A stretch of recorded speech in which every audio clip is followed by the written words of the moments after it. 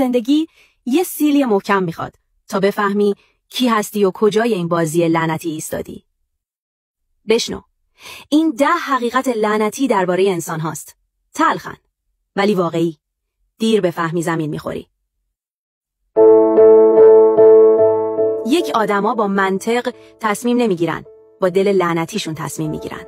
بعد با منطق توجیهش میکنن. فکر کردی عاشق شدی چون منطقی بود؟ نه عزیزم، احساس بود، کور و قوی.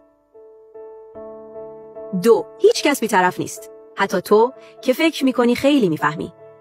ما همه پر از تعصبیم، تعصبی که ریشه زده توی روانمون و خودمونم خبر نداریم. 3. مردم فقط به خودشون فکر میکنن. مشکلات تو واسهشون مهم نیست، نه چون بد باشن، چون خودشون هم دارن تو جهنم خودشون میسوزن. 4. همه دنبال عشقن ولی جرأت ندارن لخت بشن. نه بدن، روح، همه با نقاب راه میرن چون یه جایی زخم خوردن. 5. تغییر، لعنت به تغییر. مردم فقط وقتی تکون میخورن که دیگه هیچ راهی نمونه، وقتی ته چاهن، وقتی دیگه چیزی واسه از دست دادن ندارن.